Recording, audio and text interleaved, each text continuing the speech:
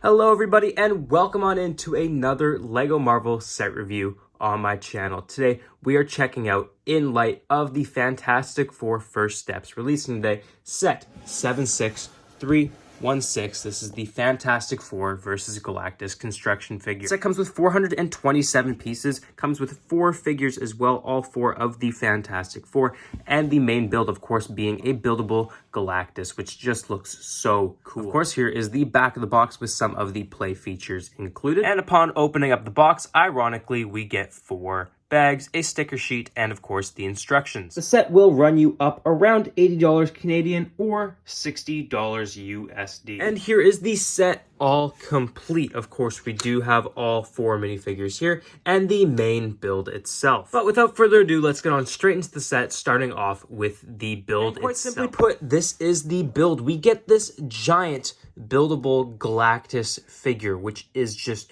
so cool. And I mean, the perfect build for a Fantastic Four set, especially based off I am actually seeing the movie tonight, so I have yet to see the full version of him from the film, but I've seen the trailers and he just looks amazing. The first section you build here is the torso, which is actually able to swivel there. That is actually just attached with a little ball joint here. Of course, the inside does have the little bay, and right here is the joint which you do clip them onto. I'm also just really loving the shaping. Of course, we have all of these slopes and angle pieces just to build up that torso, especially with all of the navy blue accent lines going through it. There is this nice sticker on the chest, which, yes, the set does come with a fair amount of stickers. However, I think it is balanced out nicely. The shoulders have this nice slope right on top there. It is mirrored on each side, with the navy actually going into it, which actually does look really good. Of course, moving down to the part that does not swivel here, this is, I guess, the belt section, and we have these little,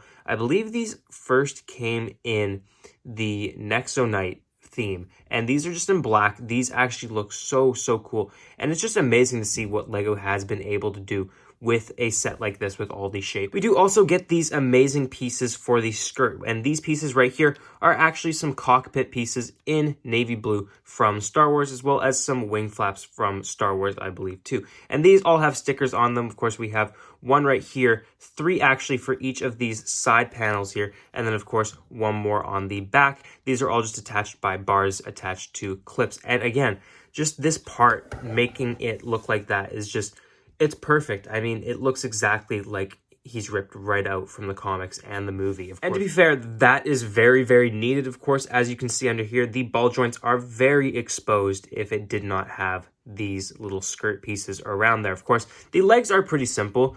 A nice build with a couple of angles and very tiled off, which I do enjoy. We do get this nice kneecap right here, which does actually nicely line up with the Nexonite shield piece right there. Of course, the legs have this really nice 1x2 cheese slope build going around the ankles there, which is really nice. And the feet are pretty basic. However, they do have these little studs on them, which of course is to place minifigures, as I will show you guys in a bit. The leg is mirrored on the other side, nothing too crazy. There are a couple of tiles back here just to smooth it out a bit. There is a bit of dark red scattered throughout the build. Now, I think it looks fine in general with the build just standing still like so. But I do think they could have used some pieces right down here just to at least make the foot all that magenta purple, especially on the back too. It does stick out like a sore thumb quite. The arms here are nothing different from ones we've gotten in the past, of course, with the little shoulder piece there, which is just a little tile that is inverted there, the round ones, of course, as well as we do get actually a sticker on the inside of the arms, which is very interesting. I've never seen that done before. However, moving on, we get a few more cheese slopes right there with actually this nice cover for the wrist right there, which I think is cool how it covers up the ball joint there. And the hand is pretty basic. We get these fingers that we've been getting for years for the mech kind of sets, as well as we do have another stud in here for Galactus to hold one of the Fantastic Four. Now, the arm can't bend all the way down, of course, as it is stopped by the slope piece. However, you can move it up and down, and it does have full articulation, which is very spinning it around to the back. It isn't the greatest looking thing back here with all, of course, all the colors and the exposed little pieces right there. However, I do not think it looks bad. Of course, at the back too, we do get this right here, which is a little port where you can stick Johnny Storm. Now, this is very similar to the Searcher construction figure that we got last summer, which I think is very nice, especially for sets with flying characters, as I think it is nice that you can pose the figure like so. But moving on into my favorite part, of course, the head here. It is just amazing, the shaping they were able to do with it. And this piece right here is not a sticker, it is a printed piece, which is so cool and just looks incredible. I mean, that might be the Lex Luthor face now that I'm looking at it, but I think it just looks so great. The way they shaped his horns here and the way they actually shaped the peak of his helmet right here. Actually, this does slide off here. It is tiled off pretty nicely and held in by this Technic pin, which does have a little slot right there, so it can slide on. It looks so clean. Of course, they are able to get angled in different ways depending on how sharp you want the angle to be. However, it does stop you right here with these two cheese slopes, which I think does transition very nicely. The neck can move. You can get quite a bit of rotation out of it. I believe if you do want some side-to-side motion, you can, but mine is a little restrictive right. Again, the dark red does stick out, especially with the back of the horns here and these slope pieces right here. I'm not sure what made them do it in the dark red instead of doing it in the purple, as we do have the 2x2 right here, but that is that. Now moving on into the figures, the first one we get in the set is of course the leader of the Fantastic Four, Reed Richards, also known as Mr. Fantastic, and his figure is actually really nice. We do get this new face print for Pedro Pascal. Now, I'm not totally sure it works the best here, as I think in the movie he has more stubble than actual scruffy beard, so I do want to switch this face out for one of the Mandalorian heads, as I think that one does work better. Nonetheless, though, we do get this nice grin right here with another little smirk on the back. It would have been nice to get an angry face expression, but I'm not too mad about it. Of course, we do get the Superman hairpiece here. While it should have some salt and pepper on the side, I'm not too mad about it. The torso print is all new, and while we don't get dual molded legs or dual molded arms, as we've seen in actually the Lego Fortnite version, this torso print right here is exclusive to him. And to present his powers, we do get these 4 pieces right here to show that his legs are in fact stretching, and it is nice to see that they do add the white at the bottom. Now, it is odd because none of the other figures have any white at the bottom. Nonetheless, though, I think he does look. In the set, we also get the Invisible Woman, this time, of course, coming with that different torso print, which is actually used on the remaining 3 members here, just with a white collar instead of the regular blue collar. Of course, we do get these disc pieces to show that she is using her powers, and we get the classic female hairpiece there in that nice blonde color, as well as the Black Widow face print.